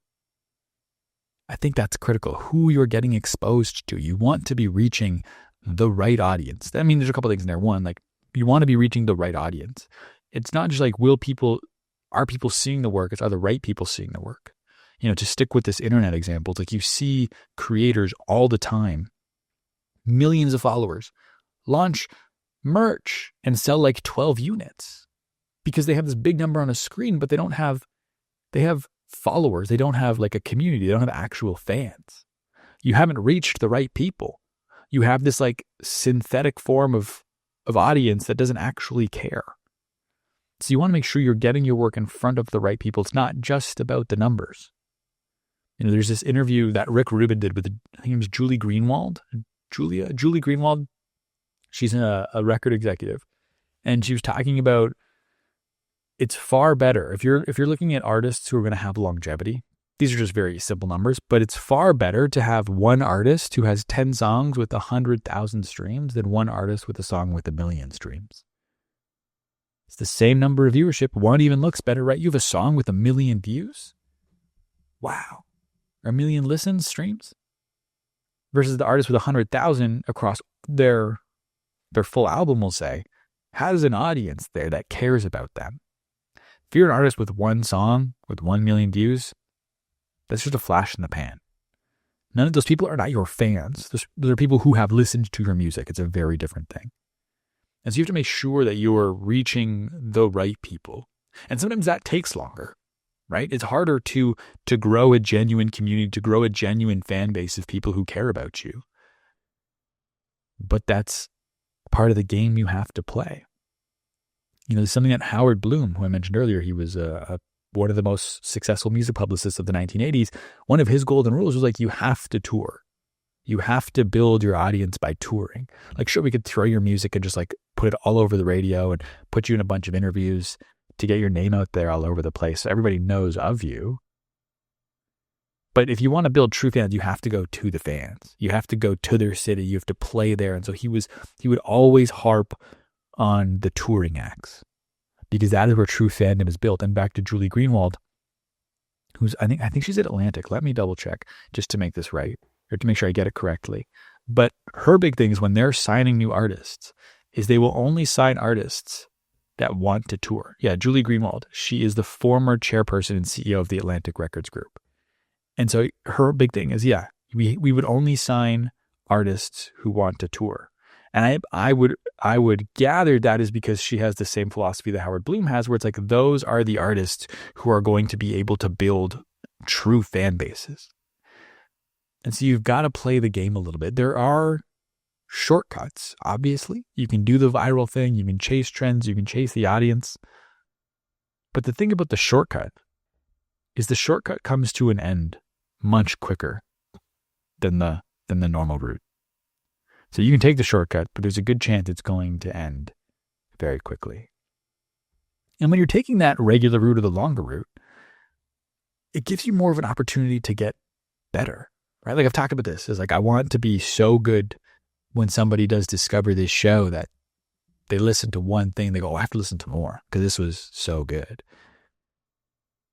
Take the time and obscurity to get good, which is something that is being eliminated right now, especially in a social media world.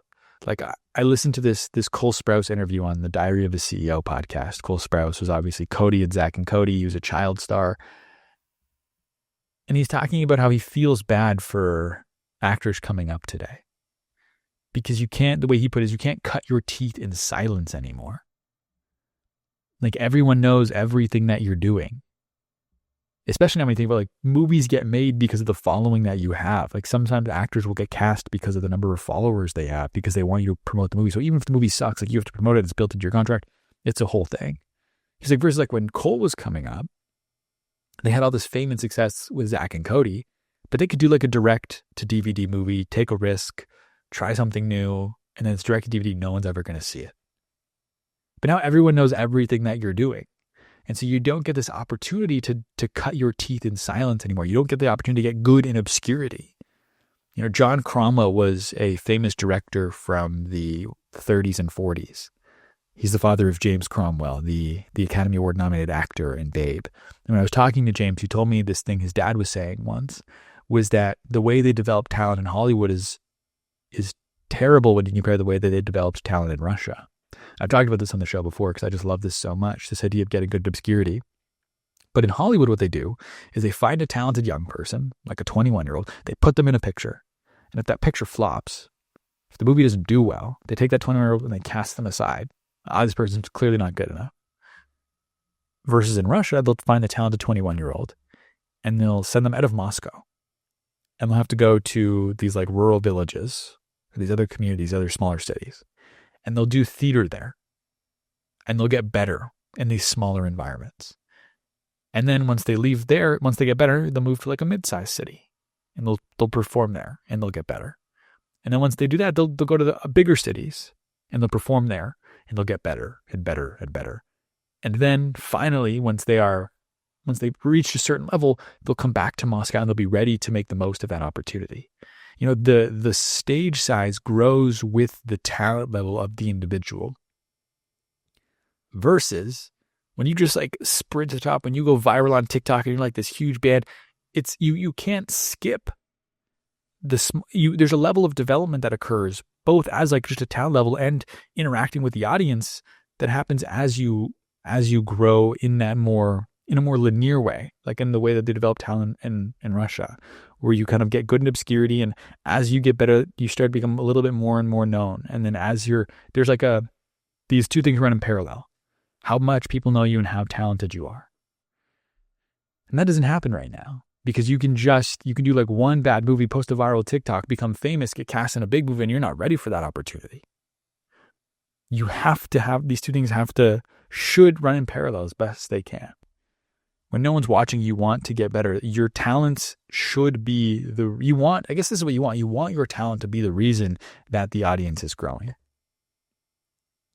Because that is how you're going to be able to make the most of it.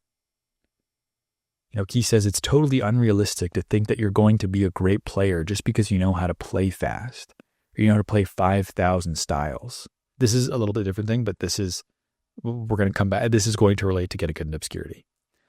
I read reviews of new players who can sit in with anybody or play with 5 different types of bands in 5 nights. And everybody talks about this like it's a positive thing. If you get an audience and you get gigs, you have a name before you have anything to say, it actually wipes out the possibility of saying something later on. The people who would produce valuable things are waylaid too soon. The bigger the media, the worse it is for the artist. The bigger the media, the worse it is for the artist. You want to arrive as a fully fledged human being with things to say. Someone I feel bad for, and obviously like takes it with a grain of salt, her and her entire family are set up financially for life. But like Charli D'Amelio, she was the girl who became super popular on TikTok. When she was like 16, she became the most followed person in the world on TikTok.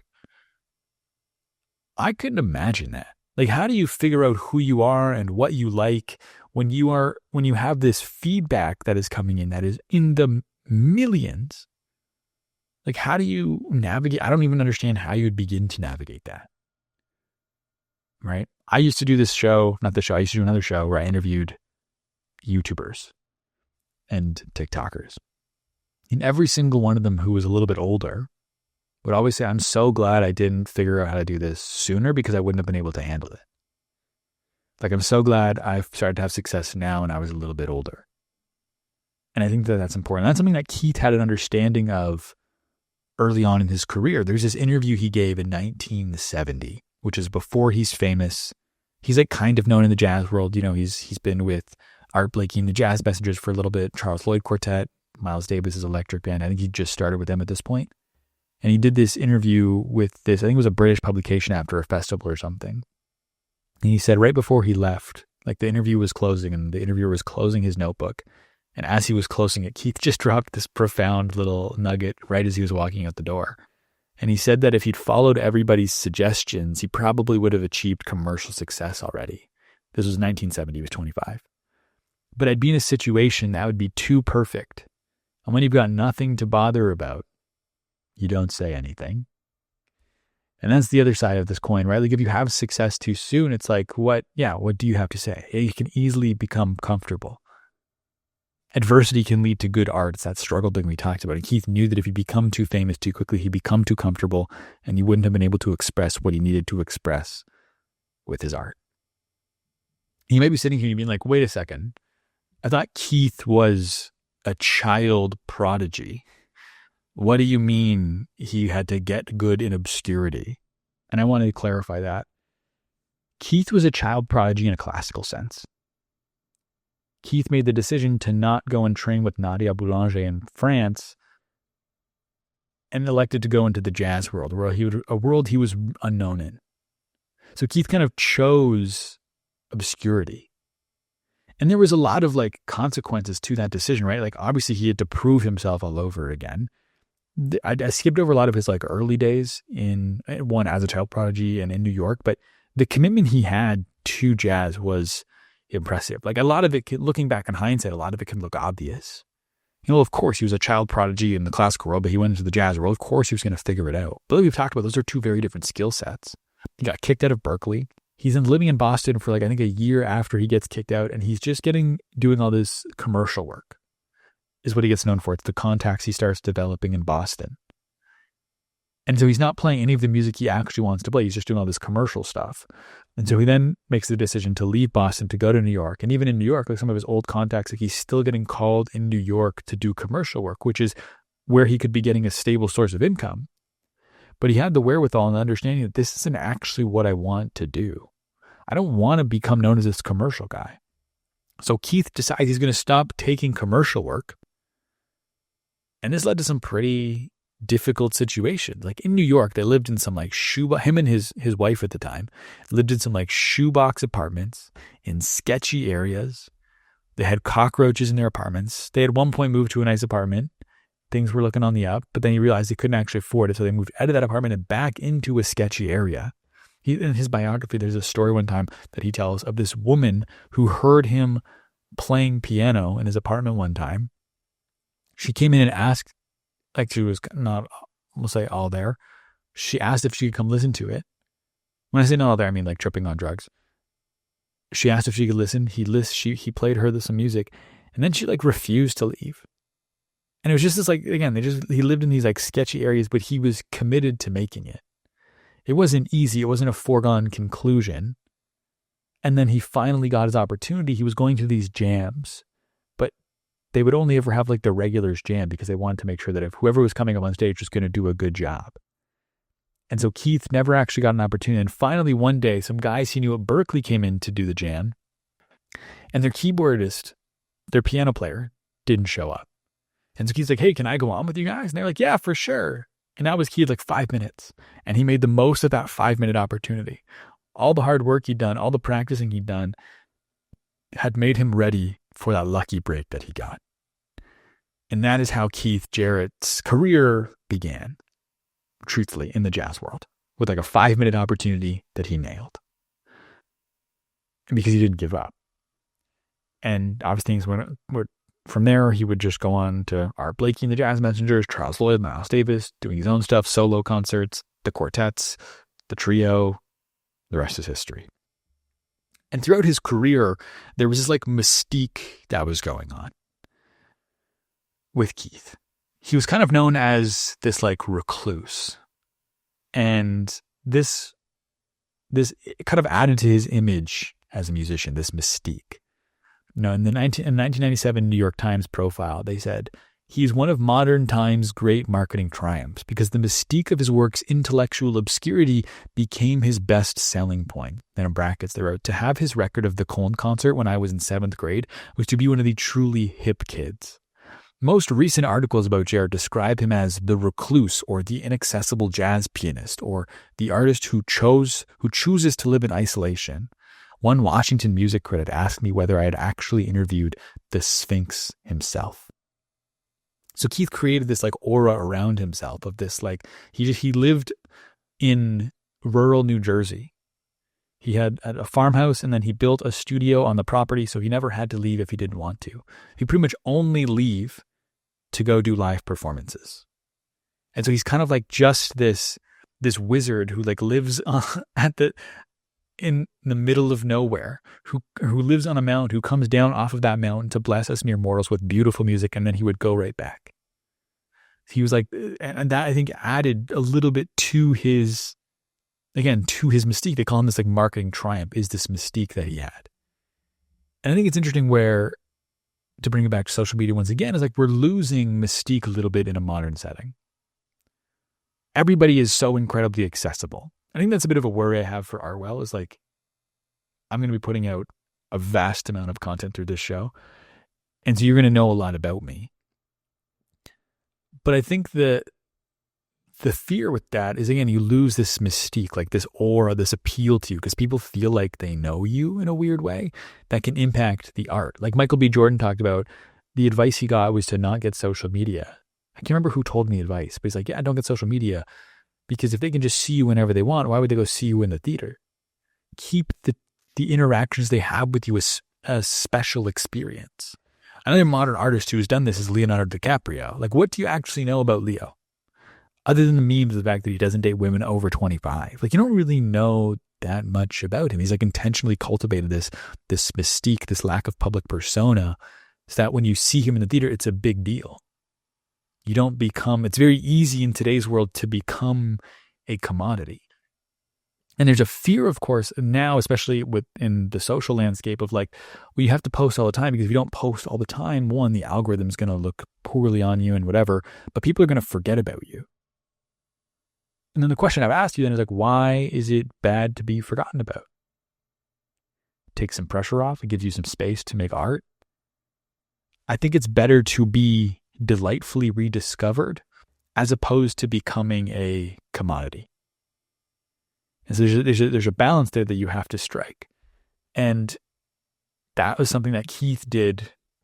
I don't necessarily know if it was like a strategic marketing move. I think that is just how he likes to live his life, is to not be in the public eye all the time. But it created this mystique which added to the appeal of his work, which again, like we talked about, the marketing of your work adds to the experience of it. And so again, when Keith Jarrett would drop a record, it's like, oh, the wizard has come down from the mountain to bless us with this thing again, to do the magic trick again. I have to pay attention because he's here now. He's going to be gone again soon. Versus like, oh, the wizard's doing the magic trick again for the 4th time this week. He's going to be doing it 4 more times next week. Yeah, whatever. And so whether intentionally or unintentionally, Keith created this mystique around his work. And another advantage to this isolation that Keith had, this reclusiveness that he had, was he puts it isolates yourself from the garbage. So he was asked, like, what is the effect of living in Western New Jersey in a fairly isolated environment? He said, it's the isolation that's good. Because you see, as time has gone by in those 17 years, I found that what I'm being isolated from is more and more garbage. And so the new age doesn't exist right here, for example. I think that's interesting, right? Like, if you are able to not have to kind of like keep up with appearances, you don't have to keep up with the current thing. And I think this is a big advantage to people like Michael B. Jordan who don't have social media, is you don't know what's popular, so you're not going to be influenced by current trends. And I think that the more you can keep your influences pure, the better your work will become. And I think that's part of the reason why there's this quote. I probably say it in every single one of these deep dives, but there's this Casey Neistat quote that I love where he's like, I'm seeing more stuff, but I'm not seeing more great stuff. Like the level of great work that was put out in 1994 was here. And the level of great work that was put out in 2025 was here. But on the scale of total work put out in 1995, it was all the way down here, or 1994. But in 2025, like it's exponentially more stuff is being put out. Like I think more music gets released in 48 hours right now than was put out in the entire decade of the 90s. Then how is there not significantly more great music now than there was back then? And I think there's part of that is the fact that we're all being influenced by the same thing because we're all spending time in these like online echo chambers. And so we're not finding these like kooky, diverse, unique characters because we're all consuming the same thing and we're all influenced by the same stuff. I think that thing we talked about earlier as well, because the barrier to entry is so much lower, you can reach a certain level of competency now that mastery is not as important because you can trick yourself into a certain level of competency with the tools. And so it's important for you to, in Keith's words, isolate yourself from the garbage, which is difficult to do in a world where you can't even, one, everywhere you look, there's just so much content, and two, it becomes so hard to find the non-garbage stuff. And so that's part of the advantage of doing the show is like, I am spending so much time just going back and consuming what has been deemed great. And it, not a ton because I'm still on social media, but it isolates me a little bit from the garbage. Like I think I feel a little bit better about myself with them. Like, oh, you know this TikTok sound? And I can go, no. And people are always like, oh, really?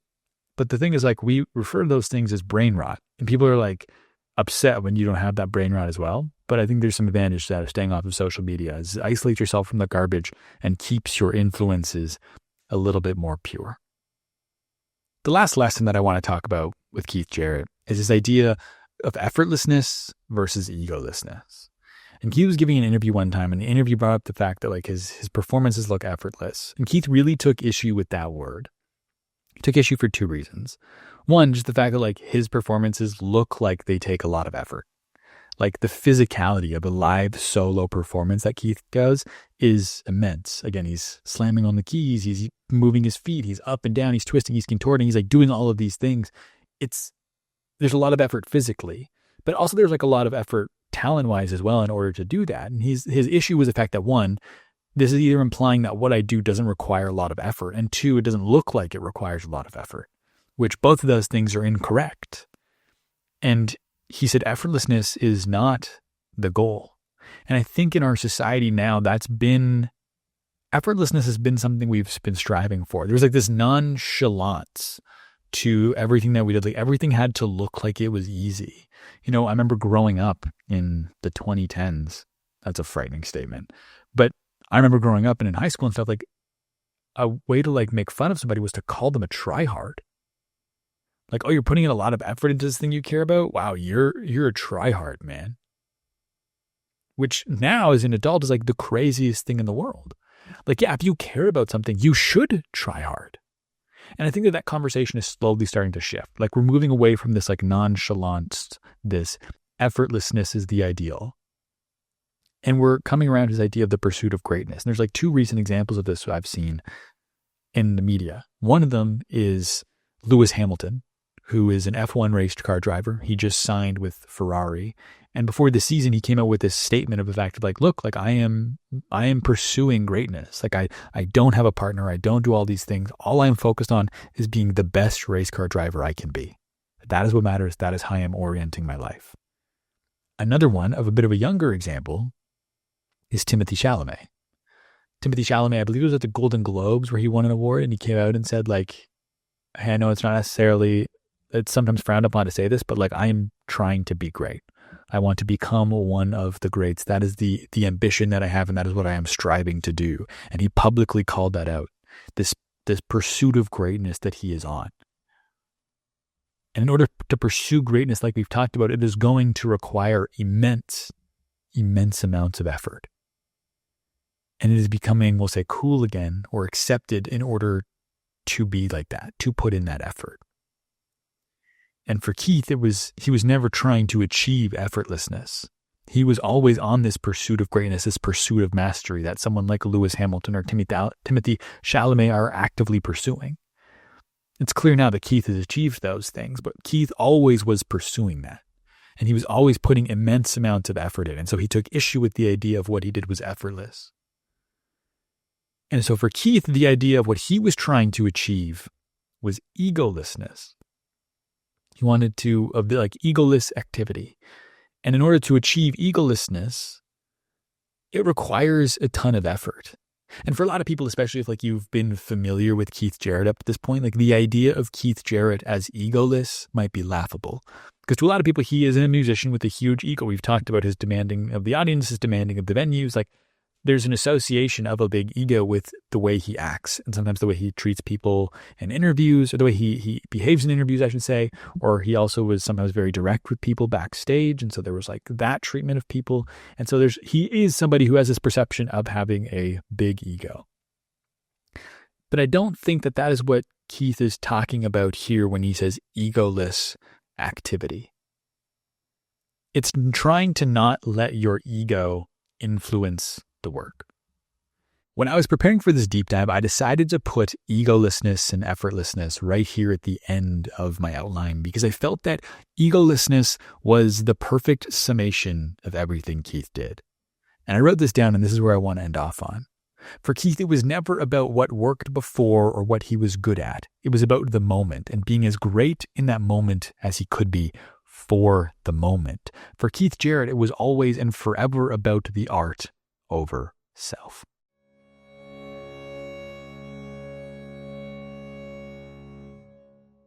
Thank you so much for listening to my deep dive on Keith Jarrett. I would love to know what you think. You can comment on the YouTube video. You can DM me on Instagram at doartwell. But the biggest thing is if you enjoyed this episode, if you could do me a favor and send it to just one friend who you think would like it too. The show is obviously still new, so if you can help bring new people to Artwell, it would mean the world to me.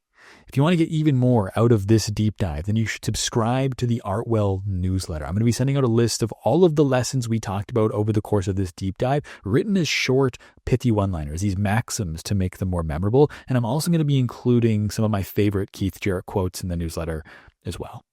And if you want even more on Keith Jarrett, then make sure you subscribe to the Artwell podcast because I'm going to be uploading a bonus content episode as an audio exclusive where I just run through all of the notes I have that didn't make it into this deep dive. I think my notes right now is like 12 pages long. So make sure you subscribe to the Artwell newsletter. Both the newsletter and the podcast will be linked in the description.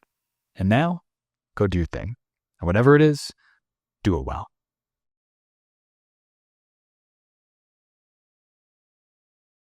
Are you still there? If you are, then you've made it to the special features. The special features is just like a fun thing I like to do at the end of the deep dives where I give you some of my commentary and some of my opinions on the art itself. This can be things like reviews. This could be rankings. In the case of this episode, what I'm going to be doing is I'm going to be giving you some Keith Jarrett albums to listen to if you want to start getting into Keith Jarrett. Because the thing with Keith is he has, I think, over 100 albums out there and available. So it's like, how do you know where to start? I didn't really know.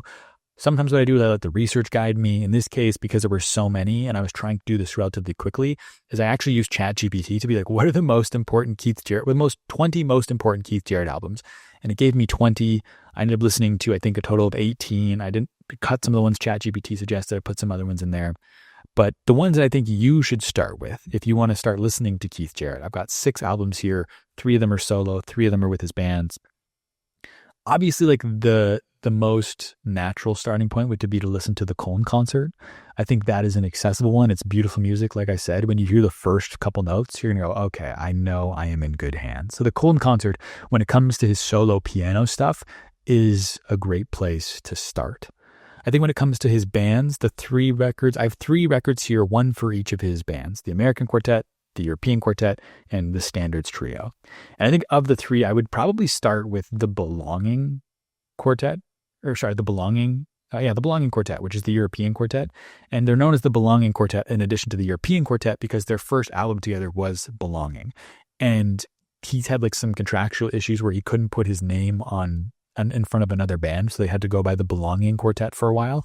And so their first album, Belonging, from 1974, I think is so good. There's some great tunes on there. You know, Jan Garbarek on saxophone. I love saxophone. And so Jan Garbarek's playing on Belonging is fantastic. I think this one's pretty accessible. I think in terms of his American Quartet, I would start with Treasure Island. Treasure Island has 2 of my favorite Keith Jarrett songs on them. I'm just pulling them up here so that I can tell you them. I love The Rich and the Poor and Sister Fortune, and I believe those are the songs that start and end the album. And so I think there's some songs in here that are, again, like accessible, right? Because when I say accessible, I mean like I am not somebody who listens to jazz music very often. I had never listened to a jazz record, I think, truthfully, like in full before 17 days ago. And so I kind of fell in love with jazz music over the course of this. So when I'm recommending these to you, I'm recommending them to somebody who has never really listened to jazz music before. But I think, again, the Cone Concert is just because that is like the definitive Keith Jarrett. That is his best-selling one. That is clearly like the most popular. And so when it comes to a solo piano, I definitely think you start with the Cone Concert. When it comes to his bands, Belonging, I think is great. Treasure Island, I feel like is, especially those first 2 songs, are quite accessible. Because there was times too when I was listening to it was like, especially with some of his early stuff, like The Life Between the Exit Signs, I believe is the name of his first record. Is like sometimes I felt like there was a little bit too, there's like I felt like anxious listening to the record. And so I don't think you should start there. I think Treasure Island and Belonging for his American and European Quartet, the Cone Concert. And then in terms of the Standards Trio, I would just listen to Standards Volume 1, because what standards are, and I probably should have explained this in the episode, but we didn't talk about the Standards Trio too much, is the Standards Trio is like playing pre-existing jazz songs. And so, but like with their own spin on it. And so the Standards Volume 1 is quite good. So I would start there for the Standards Trio. And then a couple other solo piano stuff. I think if you like the Cone Concert, go back and listen to Facing You, which is his first solo piano record, which kind of led to the solo concerts and stuff. I think the Cone Concert is a little bit more applicable to a wider audience. And if you like that style of music, go back and listen to Facing You. And in terms of other Keith Jarrett live performances, I listened to a few other live records. The Cone Concert is probably my favorite live one.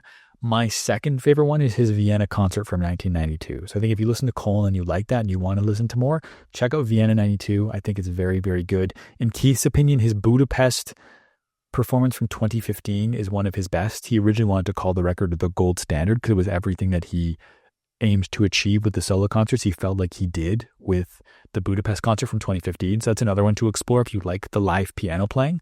But those are some records that I think you should start off with. Cone Concert, Belonging from 74, Treasure Island from 74, Standards Volume 1, 1983, the Vienna Concert 1992, and Facing You 1971. But what I will say to you as well is when you go through and start listening to Keith Jarrett music, or any music for that matter, it feels like we have a tendency now to listen to music listen to an album once, if you even listen to albums, because I feel like that's becoming rarer and rarer. I love to listen to an album. I love to hear the full experience the artist intended, but we have this tendency now to listen to something once, be like, I don't know if I like it, and throw it away and never come back to it. Versus like back in the day when you buy, hold on, where is it? This is just for the video, but like if you were to buy a CD, because I've started buying CDs again, but if you were to have bought a CD back in the day, before there was Spotify and streaming, you wouldn't listen to a CD once and give up on it. You'd listen to it again and again and again, and then you'd start to find things you liked, and you'd pick up more things from the music. And so my biggest thing to use, if you're going to go through and listen to Keith Jarrett music, especially if you're somebody who's never listened to jazz before, take some time to like go through them a few times, because you'll start to pick up on things you missed the first time. You'll find things you'll like. You'll start to expect things, like there's those songs on the radio you hate when they come out, and then after the 10th time you've heard it, you're singing along. And so don't give up on any of it too quickly if it's not what you normally listen to. I think for me, I remember listening to the first couple albums and I was like, this might be long. This is going to be a long season for me, a lot to get through. But by the end, like I was coming back to these albums again. And I was like, oh, this is so good. And so like this doing this deep dive, like changed my perception. Like I didn't have perceptions of jazz music before this. And so now I'm like, I just like love like the Belonging, like Spiral Staircase, I think is the opening song on Belonging, like so good. The Rich and the Poor, Sister, like they're great. And so those are the 6 albums I would recommend you start with. And if you enjoy them, then like explore from there, right? Like the idea behind this is like to give you a good starting point for Keith Jarrett. So if you listen to all of these, if you listen to the Cone Concert, Belonging, Treasure Island, and Standards Volume 1, that now gives you an idea of what you like of those 4 things. So those are the 4 different aspects of Keith Jarrett, really, like not including the classical stuff. But those are the 4 aspects of his jazz playing. And then you can kind of pick which one do you like. And then if you liked Belonging the most, okay, cool, then go listen to more of the Belonging records. Or if you liked the Cone Concert, then you're going to have so much material there to listen to because there's so many live concert albums. But this is the goal with these recommendations for you, is to give you like a solid foundation, a baseline of Keith Jarrett, to let you taste a little bit of everything in a way that I think is most accessible to like a general music fan. And that then allows you to kind of go from there and then pick and choose your path, to choose your own adventure after that. So again, I would start with probably the Cone Concert 75. That's just a good foundation. That gives you also just Keith Jarrett as well. Because once you get into Belonging and Treasure Island, like sometimes I would lose Keith Jarrett on this, not lose Keith, but like my attention, because I like saxophone, would go to Dewey Redman on sax with the American Quartet, or to Jan Garbarek on the sax with the European Quartet. And so the Cone Concert gives you a solid, like you just get to experience Keith Jarrett on the piano in one of his definitive performances. And then I would go Belonging and Treasure Island 74, both those albums. And then from there, you could go to the Standards Volume 1. If you really liked the Cone Concert, go back and listen to Facing You. And then the Vienna Concert is just another one I'm throwing inside as one of the, I wouldn't say the Vienna Concert is part of the baseline, but the Vienna Concert is one of the live performances that I liked the most. And so that is my recommendation to you. Enjoy. Happy listening. I'll talk to you soon.